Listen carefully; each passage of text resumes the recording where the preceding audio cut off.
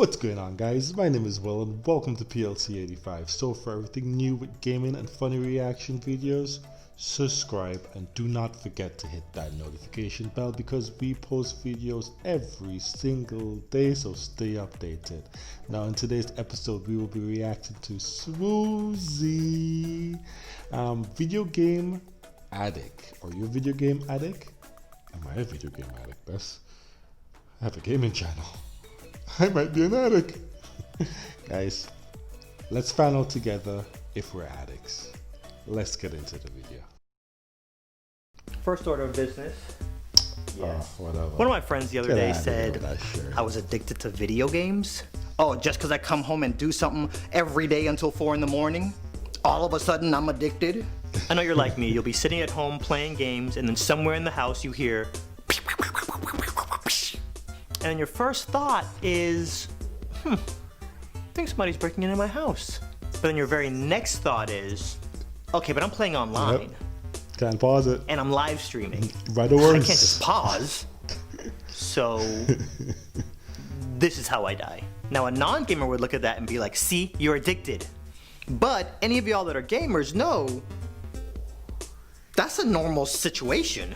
So I'm gonna share some stories that people on the outside looking in, they're gonna be like, bro, you're clearly addicted. But anybody who's a gamer, they're gonna hear these stories and be like, bro, that's totally normal. This is very relatable. For example, kids would go to sleep with toys. I would go to sleep with a video game magazine. I would even take video game magazines to school because why not? History book, math book, Game Informer magazine. My parents didn't have money like that to be buying video games all the time because them things were expensive. But the rule was whenever they bought me games, I had to share the games with my sister. The one-player adventure games like Zelda, she didn't like to play, but she liked to watch. Oh, look under that bush. Football, tennis, sports games, me and my sister love to play those together. One time we ordered this tennis game. I'm sitting at home. Bing bong! It's one of those situations where you're home and you hear the doorbell and you think the other person's gonna get the door. Look out the window, it's the UPS man. And I yell, Deka, our game's here! Get the door, you have to sign for it! I'm in the shower! Then I hear, I'm not kidding with you guys when I tell you that I kicked into full action movie mode. In my mind, I was in a Michael Bay movie. Drop kicked my door, ran outside. I think the house even exploded behind me. I was like, Bumblebee! Bumblebee comes flying around the corner, jumped in the car, and chased the UPS man. True story. He gets to the end of my neighborhood, makes a right. I'm flying up. Pull up alongside of him and I'm yelling, pull over! No, my game is in there! I just blacked out. We've been waiting for this game for so long and it was a Friday, so if we didn't get the game today, we knew we were going to have to wait until Monday. Pull over right now! Beep, beep, beep, beep, beep, beep! And I saw the look on his face and then I realized how much of a crazy person I must have looked like. So then I toned it down a few levels because I realized I was at an 11. This man waited till the last minute and then turned onto the freeway. I can only imagine how this dude came to drop off the game on Monday.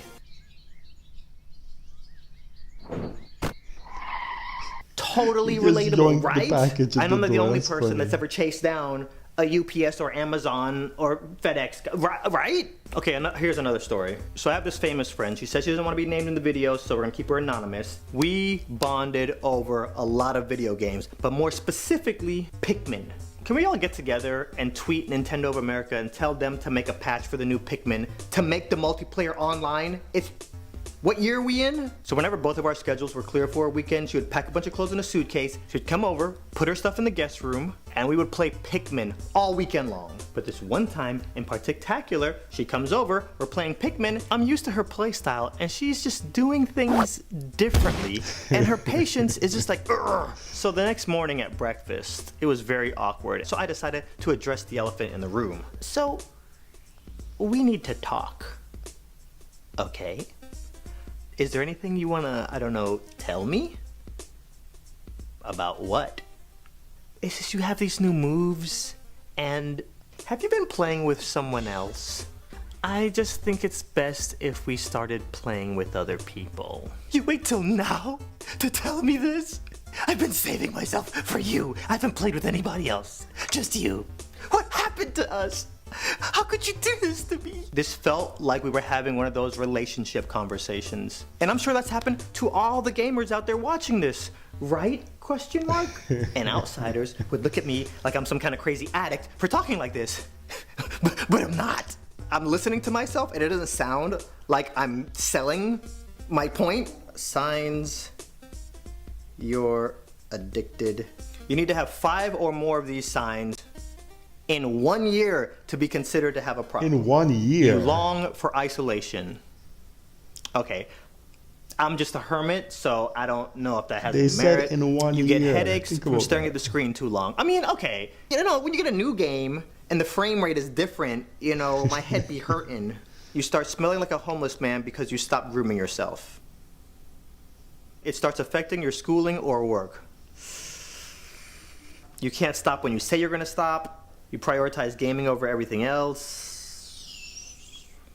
You're in denial about having an addiction. Okay, listen. I didn't come on here to attack myself. I think what we can conclude is I'm not an addict, guys, okay? I never looked at gaming as an escape from my reality. Reality was just always something that got in the way of my gaming. All right, tell them. Let them know, Swoozie. And that's totally something an addict would never say. Definitely not. Right? If Swoozie wears one. No, as always, guys, you know I record my my videos, all my videos using my cell phone. So I realized just a second, when I'm recording, I can put this light on me. So I'm testing out this light, but I'm realizing I'm using this green screen. So I don't think it's gonna make a difference. I don't know. Let me know in the comments. Did it make a difference?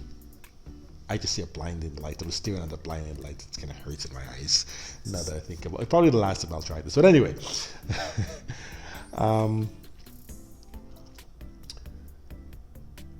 what I want to get at here is first things first. First things first, guys. It wasn't a bad video. It was relatable to us gamers. Us gamers know what's what. That list about a whole year to find out if you're an addict of something in a year, I promise you, you've done everything on that list. BS list. Definitely a BS list. Second thing second, don't listen to people. Don't listen to people. People, for example, when I did my reaction videos, if you made it this far, you would know. Especially my OGs that watch my videos from beginning to end. When I started my videos, I would sometimes talk over the video or pause the video or whatever the case may be, and someone commented saying that, Jesus Christ, this guy talks so much when he's doing his reaction videos, right? So I decided, you know what, maybe it is distracted because I'm trying to react to the video. It's just how I am. So I toned it down by listening to the video, and I like listening way more than I like speaking. And then I got another message, Jesus Christ, this guy doesn't say anything. He just watches the camera, laugh, and then repeats whatever the person says. And I'm like, what the hell? You can't please everybody, right? And I'll tell you another story about that, a quick little story. There is a story about a husband and a wife, and the husband and the wife was trying to get from point A to point Z. So they realized that it's going to take them forever to do it. So they decided to buy a horse. So the horse, it wasn't like this big horse, right? It was like a decent, it was a horse that they can afford. So they bought the horse, and the husband jumped on the horse and started riding the horse. And the wife was walking. So people, when they were walking past with the horse, people saw him and said, "Oh, that wicked man letting his woman walk whilst he ride the horse," right? So he came off the horse and then put his girl in the horse, and they keep walking. So they passed a group of people, and the group of people said, "Oh, that's stupid, man. Look at him walking whilst the woman ride the horse." So they decided, you know what, let them both go on the horse. So they both go on the horse, and they keep going down. They pass some more people and said, those two wicked people, they're riding this horse and making the horse feel so tired. So they both decided to come off the horse and pick up the horse and carry it. And then they passed some more people, and the people said, "Oh, those foolish people carrying a horse."